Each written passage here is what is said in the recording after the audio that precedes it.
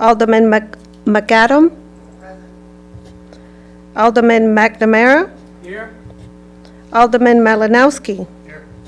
Alderman Russell. Here. Alderman Hargreaves. Here.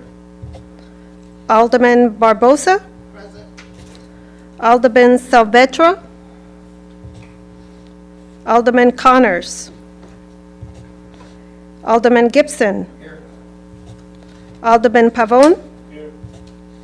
Alderman Sanchez. Alderman Santiago. Present. And Alderman Smedley. Present. Thank you. And Ms. Clerk, will you please read into the record the notice of the public hearing when you get a second? Go ahead. I make a motion to waive the reading of the legal notice. Second. All right, I got a motion by Alderman Smedley, seconded by Cisco Santiago. All in favor? Aye. All opposed? All right, it passes. So, having been noticed properly, we will begin the public hearing. Please remember to state your name and address for the record and limit your speaking time to 3 minutes. The item for public hearing is item number 36308, Caliber Holdings, LLC, DBA Caliber Collision Center, seeking granting of a certificate of location approval to allow state DMV issuance of a motor vehicle repairer license for property known as 57 St. Clair Avenue.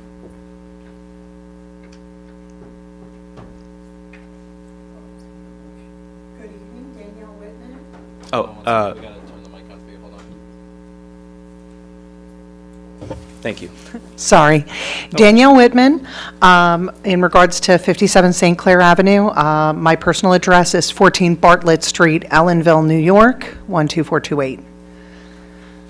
Good evening. My name is John Curran. I'm the owner of Empire Motors, Empire Car Star at 57 St. Clair, property owner. And I'm here with gives the support to Caliber Holdings. Thank you. All righty. Are there any other speakers for this item? Oh, would you like to speak? I just want to Just say for clarification, you're going to have an opportunity to speak when it comes up on the agenda. This is just public participation right now. You can say what you want, but you're going to have another opportunity to speak when the actual application is before the council. that would be tomorrow night, correct? Or the tonight? committee tonight. Oh, okay. In a few minutes. Thank Yes, you. sir. All righty. Are there any speakers for this item? Are there any other speakers for this item? Are there any other speakers for this item? Seeing no speakers, we will close the public hearing and move on to the regular meeting. The time is now 6:33 p.m.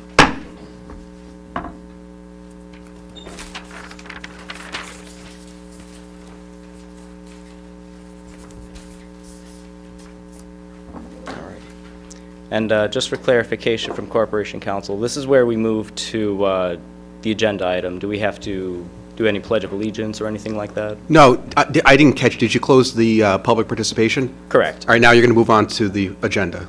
Beautiful. Thank you. You're all set. You can just go right into it. All righty. The first item on our agenda is a presentation by the Planning Department, for which I will call Director Jack Benjamin to give from the Planning and Development Department.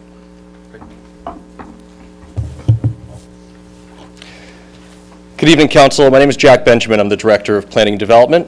Welcome. This is my first council meeting with all of you, so welcome and Happy New Year. We wanted to give you guys a little bit of a rundown on sort of introduction to planning and zoning for those of you who might not be familiar with the way it operates in general and the way it operates more specifically in the City of New Britain, a little bit about our department, and then a summary of our rezoning and zoning code amendment efforts over the last 18 months or so. So just an overview of what we're going to discuss tonight. First, we'll go over the structure of our department, the Department of Planning and Development, in the boards and commissions, which generally deal with land use that are under our department. Go through a little bit of zoning overview, Zoning 101, what is zoning, how does it impact land use, how does it impact this community. A review of our plan of conservation and development, both the public process and the content of that plan, which serves as our guide and gives us directives for the next decade of planning land use and growth in the city. Give you a rundown of the zoning revisions we've completed, again, which have really been an effort of like the last 18 months or so since we've had a full staff in our department.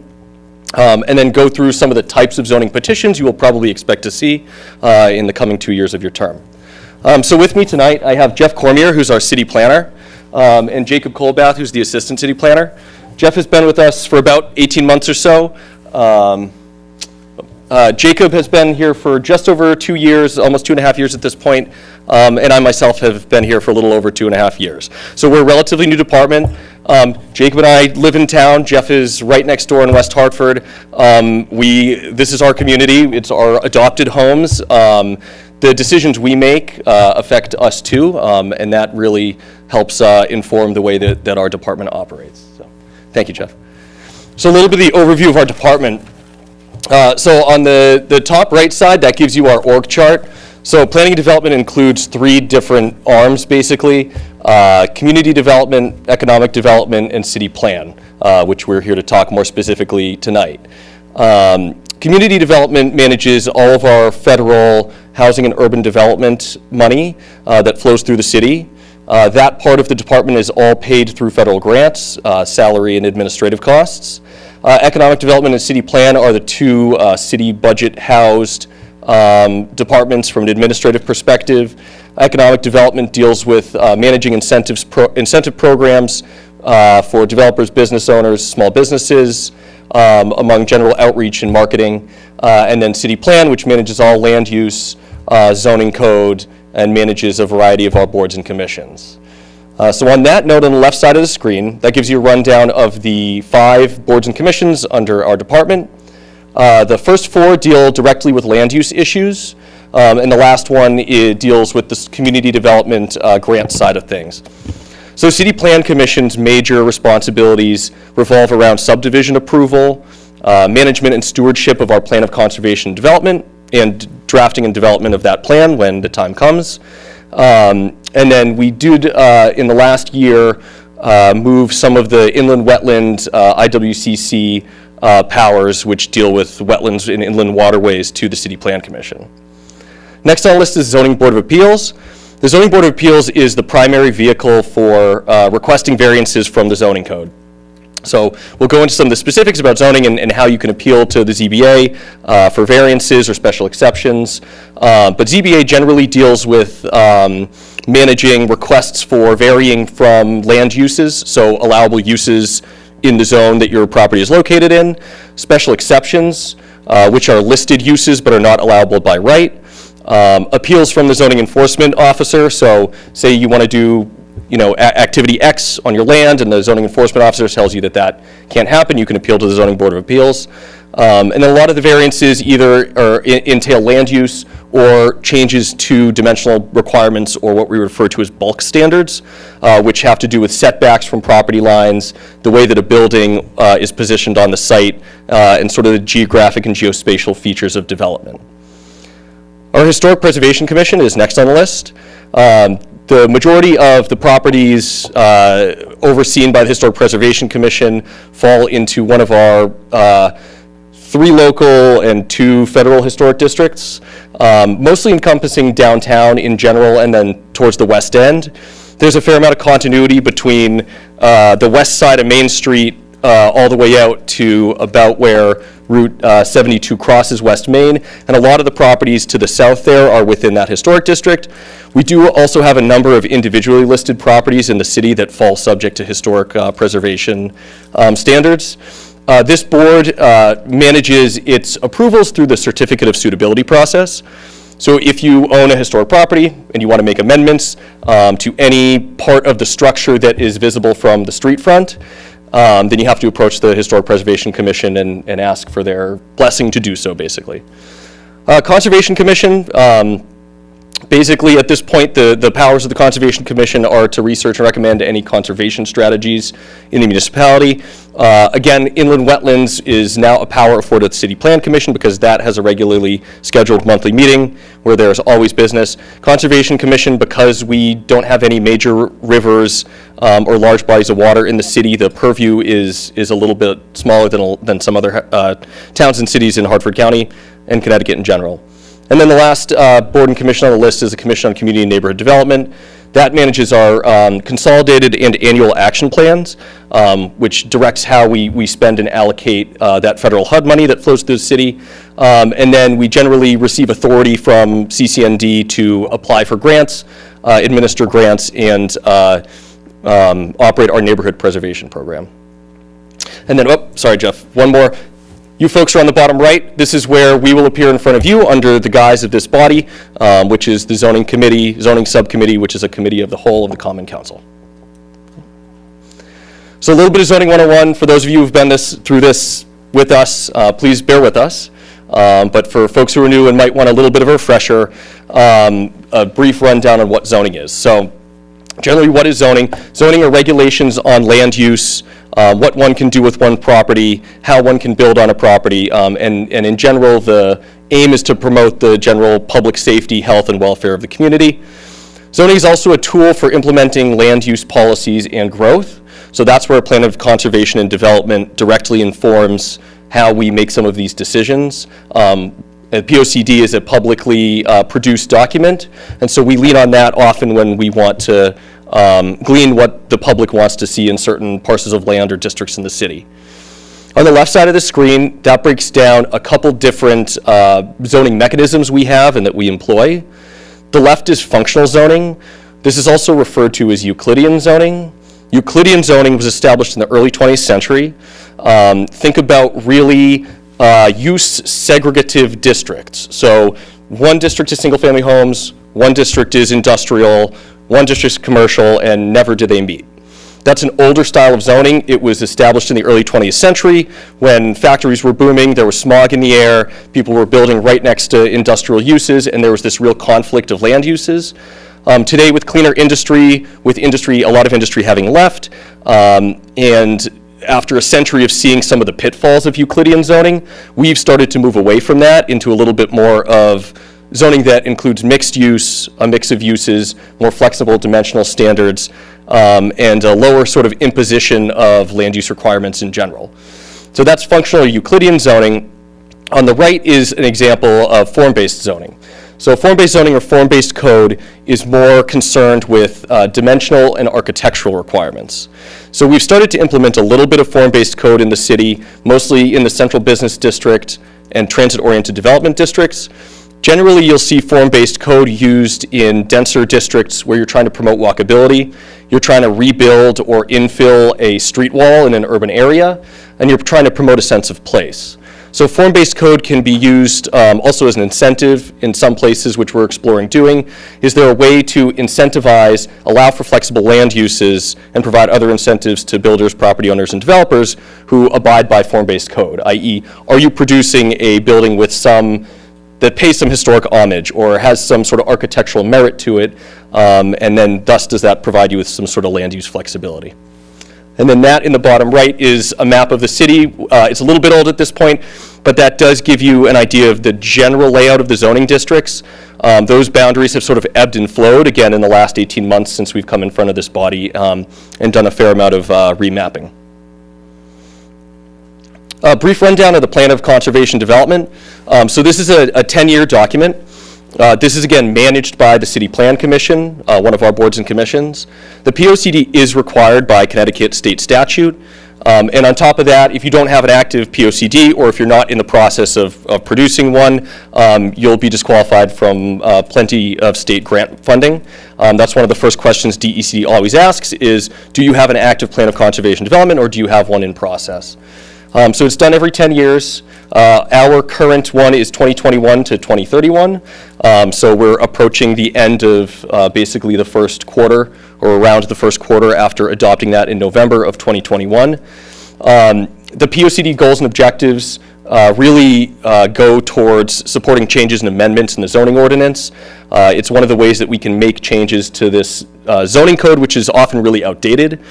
For perspective, it was first overlaid in the city in 1925, where there was no plan of conservation development. It was a totally top-down process, where basically the city leaders at the time applied zoning to everybody's property, whether they wanted it or not. It was revisited in 1967 with a major overhaul, but if you think about the 1960s, the type of society they were trying to build in the 1960s looks a lot like a lot of single-family homes, a lot of big commercial strip malls, not necessarily walkable, denser. It didn't really, the zoning code in 1925, 1967 didn't really reflect the underlying built environment of New Britain. It was attempting to change New Britain's built environment.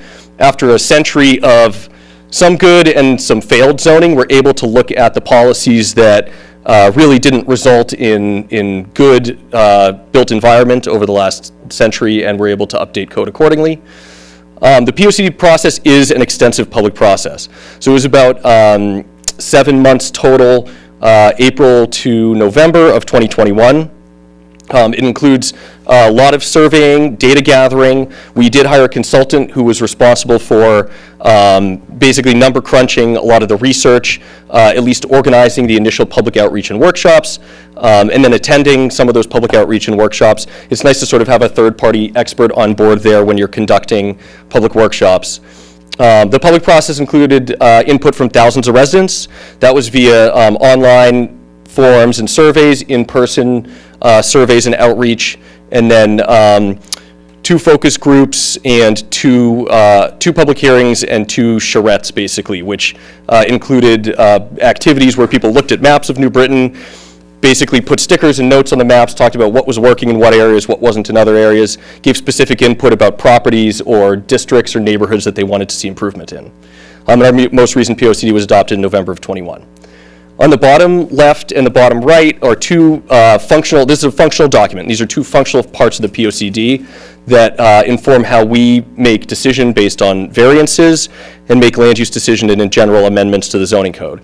So on the bottom left is what we refer to as the policy area matrix.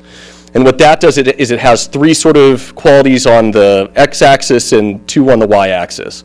So innovate, adapt, and sustain are on the x-axis. And innovate is basically areas in which you want to see major change to the underlying land use or code or built environment. Adapt is generally, can we take the essence of what's built there and retrofit it for the 21st century? And sustain are places where there's some solidity and continuity in the land use, and it's a place that you want to see sort of sustain. On the y-axis, grow and live are juxtaposed with those 3 other policies. Grow is places where you want to see growth in population and business and foot traffic. And live are places that you probably want to be a little bit quieter, residential areas and so forth. And so those 6 colors, based on the matrix, are then overlaid onto a map of the city. And that map helps us, again, inform how we make decisions on policy and variances and what have you. When we write staff reports for a variance that comes in front of the Zoning Board of Appeals, we often lean on the map on the right to say, hey, well, you really want to build a zoo here, but this is a live, sustain area. Nobody really wants a zoo in their backyard here. Public input doesn't support it. It's a mostly, single and 2-family neighborhood. A zoo's probably not going to fly. You might want to look elsewhere. Or we'll send them to Plainville or something. So, the next 2 slides are a rundown of some of the text amendments that we've completed over the last about 18 months or so. So we won't bore you with a ton of the specifics, but we've had 3 major rounds, basically. The first of which was about a year to 15 months ago it started, and that went through the Central Business District, or CBD, which is a roughly contiguous with our downtown area. So CBD, if you think about that zone, it has the most flexible land uses, it has the most flexible bulk standards and dimensional requirements. For most of the zone, it has 0 lot line setbacks, both from side, front, and rear yards. So you can build out to the lot line. If you picture a lot of the buildings downtown, they support that effort. And then they have a variety of different uses, and there's a big emphasis on mixed use downtown. So that's why you see a lot of the storefronts on the lower level and apartments up top. Right on the heels of that, we dove into our OP, Office and Public Buildings, and RO, Residential Office District. These zones mostly encompass areas to the west of downtown, surrounding Walnut Hill Park and along West Main Street. In addition, OP carries a sort of campus-style development pattern, so that overlays the hospital, it overlays Central Connecticut State University, it overlays Stanley's large campus off of Slater Road. and it overlays the area on Prudence Crandall off of Burritt. So there's a variety of different areas under OP, and because it covered such a different variety of areas in the city, we really thought it was pertinent to go back to the code and make sure that it reflected somewhat the underlying built environment, but also update it a little bit and modernize it. While we were doing that, because OP used to wrap around basically Walnut Hill Park, and Walnut Hill Park is by and large a historic district, and OP calls for more transformative change, we overlaid a zone and expanded an existing zone called RO, Residential and Office. So that initially was Lexington, west side of Lexington, I think. Yeah, that was the only. Yeah. The only set. So initially, RO was only on the west side of Lexington.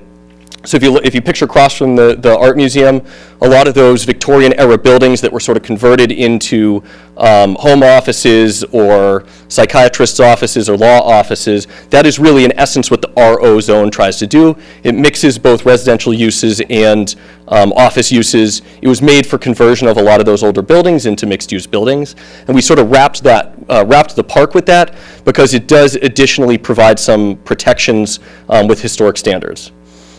Round 2, we went through our business districts, so that was mostly B1, B2, and B3 zone.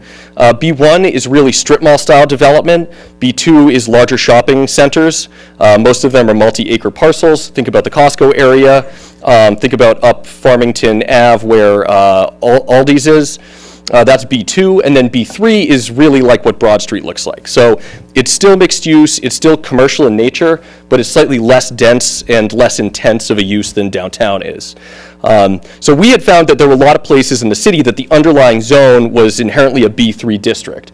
They were buildings closer to the street front. It looks a little bit more like Broad Street, but they were overlaid with B1 zone, which we felt was inappropriate, and generally would make the life harder of the property owner if they ever wanted to do anything or make improvements to their property. They would have to come for a number of variances, whether that be for use or dimensional requirements. And so we did a lot of flip-flopping, moved a lot of B1 zones to B3, and then we expanded some of the B3 district, including down Broad Street, which used to be Central Business District. Yeah, okay. Actually, Jeff's got a good example. So right side of the screen, halfway down, that shows you the section of Broad Street that was formerly zoned CBD Central Business District that we then changed to B3 to match the rest of Broad Street. Again, CBD would have just encouraged more intense land uses. B3 has a little bit of a protection on the scale and general intensity of uses on Broad Street. You want to go back one?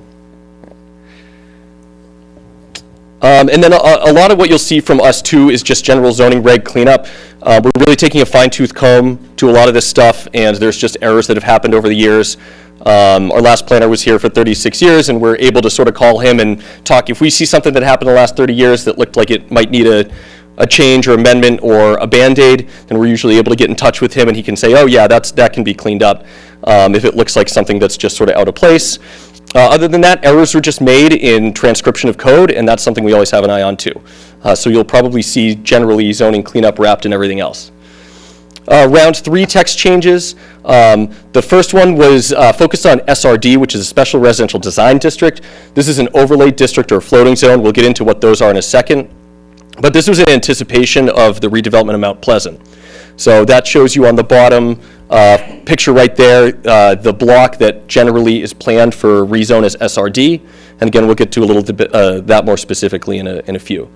Round 3 also included TOD, Transit-Oriented Development District amendments. TOD was overlaid in 2017, but we made some general changes to the text and the map, including the boundary. There were some, even though it was supposed to be a walkable district, there were some intense parking requirements which we didn't think were appropriate, and some dimensional and general use standards that needed to be cleaned up. Okay. And then so we just talked text amendments, and zoning code is basically 2 parts. They're partners. It's text and it's map. So you have the text code, and then you have what overlays the map on the city, and this goes through a little bit of the map changes we made. Number 1, we talked about OP and RO and where those are positioned on the west end and around Walnut Hill Park. Secondly, in tandem with the business district updates, we also changed some of the map. Again, we talked about Broad Street. Round 2, we expanded the CBD down Arch Street a little bit further. There was a B3 zone, and then there was an A2 zone, which is more condominium style, which we didn't think were appropriate for that area, and that could use a little bit of the flexible standards that the CBD provides. And so that extended down Arch Street, the Glen Arch Whiting block, basically. And then round 3, we did some more of the business district boundary changes. A lot of that had to do with sort of transposing B3 and B1 districts. And then a little bit of the TOD changes. TOD expanded to the east of East Street, and this is anticipation of a project that includes both the realignment of East Main Street, East Street and Newington Ave, and the hopefully redevelopment of the public works site. Okay. And then this just gives you an idea of some items you'll probably see in front of you, the type of zoning petitions you'll see. Text and boundary are the main ones, right? So are we addressing something that's embedded in the code, or are we addressing the way it's mapped in the city? And then the third thing, which is probably one of the first things you'll see in this session, is a master plan or a floating zone. So this shows you the proposed rezone of what is currently an A1 district over Mount Pleasant. Because of the way, again, a lot of the older code was written, those standards are not as flexible, they don't make as much sense. We're also going to be undertaking likely a major re-subdivision of this area with newly accepted public rights-of-way, which the A1 zone wouldn't allow. So for example, if you're subdividing that whole piece into smaller lots, you're then still going to be beholden to the A1 setback standards, which are, I think, a 40-foot front yard or something like that. So then all of a sudden, your ability to build a sort of denser housing complex on that site is reduced. So SRD allows for some flexibility. It's a master plan driven zone, which means it is basically the housing authority and their design team will put together recommended bulk standards and use standards. In general, they're supposed to come within a certain margin of error of what the SRD zone outlines for bulk standards and density or dimensional requirements, but they are able to recommend changes to that code via the master plan. Okay. Great. So that's a general overview. We're happy to take questions. Jeff, I don't know or Jacob, if I missed anything you guys want to chime in, or? Yeah, if I could. Thanks, Jack. Again, Jeff Cormier, City Planner. The only thing I would say is that a lot of the amendments you're going to see, the reason a town goes through this process is because zoning, a comprehensive revision to zoning happens so infrequently. So the original zoning regulations were adopted in 1925, and like Jack mentioned, 1966 was the next major comprehensive revision. So what happens along the way is that you get a lot of it done piecemeal, where you have to comply with either state statute or something new comes up or different types of uses you have to account for. And so you get these sort of piecemeal things along the way. And what we've been doing over the past couple of years is going back iteratively through each section and kind of taking it section by section, things that don't make sense at all, little cleanup things that we could get pretty easily, or actually just going through modernizing standards, making sure that you're actually meeting the needs of the residents here, meeting the needs of people who are trying to improve their properties. Because just like Jack said, if you have an area that allows a certain use, or it's going to require people just to improve their properties, invest in their own properties, to come in and get all these variances, which have a really high bar for approval, you're not really doing a service to the community or the residents trying to make those investments. So we're going through basically making sure that these comply with state statute, utilize best practices and planning that other communities are doing, and it's trying to minimize the amount of variances that are needed for certain things along with that are basically goals along with the POCD. Just wanted to add that. Thank you. Thank you. Is there any discussion? Mr. Chairman? Alderman McNamara. Jack, I just want to ask, there was a flurry of zoning changes within the last 2 or 3 months before many of us got here. So is that consistent with developing a new master plan? And then secondly, that zoning map, I assume, is on the website for our inspection. So to answer the second question, yes, the zoning map is on our GIS system. I can send you guys brief instructions on how to get there. I don't know if anybody's visited the GIS part of the website. There are a lot of different ways that you can look at the map of the city and what you can overlay. Zoning is one of the overlays you can select. the administrative process is these changes go through, the map changes go through, they get sent to basically our software host at GIS, and then they make those changes. They don't always happen in real time. Sometimes there's a little bit of a delay. But the map also has to be then recorded at town clerks after it comes to you folks and gets approved. So sometimes there's a little bit of delay, but I think we're fairly accurate right now. And then on the first one, yeah, so the flurry of changes that sort of came through when in the fall was probably the last major round. That was all driven by POCD process, by everything that was developed in 2021. So it wasn't in anticipation of a master plan, it was on the heels of a master plan being done and adopted. Any other Anybody discussion? else? All right, great. Thank you. Seeing no further discussion, the motion to refer with, oh, no. Oh, I'm sorry, I'm jumping the gun here. Let's see. We will move on to the next item. The second item on the agenda is item number 36308, Caliber Holdings LLC, doing business as Caliber Collision Centers, seeks granting of a certificate of location approval to allow state DMV issuance of a motor vehicle repairer license for property known as 57 St. Clair Avenue. May I have a motion? Mr. Chair, Alderman Smedley. I make a motion to accept and refer to the full council with a favorable recommendation, item 36308. All righty. A motion made by Alderman Smedley, seconded by Alderman Hargraves. All in favor? Any discussion? Any discussion? My apologies. Call up Jack Benjamin again. I You see in the script it says we're going Yes. to call for the recommendation. Well, I would like to call up Jack Benjamin one more time. Good evening. So this is on item 36308.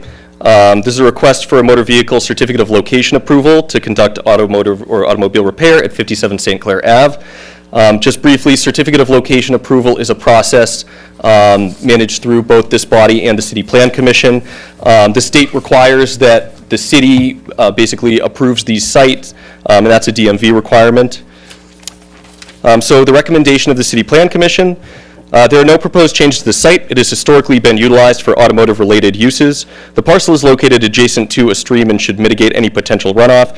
The City Plan Commission recommends approval of the motor vehicle certificate of location with the following condition, and that condition is from engineering, which is address any engineering-related comments related to site development and stormwater runoff. Beautiful. Any discussion?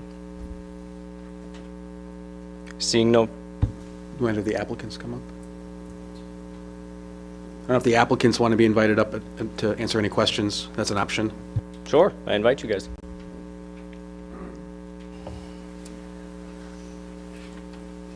Hello, Danielle Whitman again. Yeah, well, we're more than willing to field any questions you might have. Like I said, it would be a continuation of the historical use of the property. We're not planning any expansion, any, grand changes. It's just going to go from being an auto body shop to being an auto body shop with a different sign out front. Mr. Chair, through you to Corporation Counsel, sir, do you know, were there any comments from engineering about adjustments to the stormwater runoff or anything there, or is it still acceptable? Jack, do you have that? Yeah. Or, I'm sorry. Yep. Jeff Cormier. No, the general comment was just if there was any site development going on, If just to there make was any sure, development. correct, Okay. that, and I don't believe there is any, but they just wanted to make sure because it is in close proximity to that waterway. Okay. All righty. Yeah, no, we comply with all the wastewater, stormwater requirements of the Connecticut Department of Environmental Protection. So, yeah, we're not looking at any renovations or work on the site at this point in time. And if we were, obviously, planning would be involved. I see. And I have a question for you guys, if that's permissible. Thank you. For the workers there currently, they're all to be retained during this transfer of ownership? Or, Yes, they are. thank you. Yep. Anyone else? Mr. Chair, Recognize Thank you. Alderman Hargraves. so basically you're just changing from what, a towing place to a repair shop? Or- It's a auto body towing company. The auto body, Caliber Collision is strictly collision, so the towing is not going to be performed out of that facility no more. It's just going to be the auto body repair. They'll be taking that over. And as far as parking goes, that your parking will still be unaffected? There's enough parking spaces for your cars being repaired as well as for employees? Oh, yes, like I said, like he said, we will not be continuing the towing service. We'll outsource for that to other local companies. The property itself will just be auto body and paint repair. And there's more than ample parking. And our policy is in general to try to keep all vehicles in process indoors. We don't want to create an eyesore. So they'll actually have more parking now. Thank you. Thank you, Mr. Chair. Alrighty. Any other discussion? Any questions? Mr. Chair, just Alderman Smedley? thank you for your interest in New Britain for your business, and thank you, sir, for continuing your business here in New Britain. We appreciate it. Well, we're looking forward to a really great partnership here. Thank you. Alrighty. Any other discussion? Alrighty. Seeing no further discussion, the motion to refer with a favorable recommendation is on the table, correct? Is there, seconded by Hargraves? Alrighty. All in favor, say aye. Aye. All opposed? Alrighty. Motion passes. Thank you, council. Thank you very so much. I have a motion to adjourn from Alderman Santiago, seconded by Alderman McNamara. All in favor, say aye. Aye. All opposed? Alrighty, meeting adjourned. Thank you very much.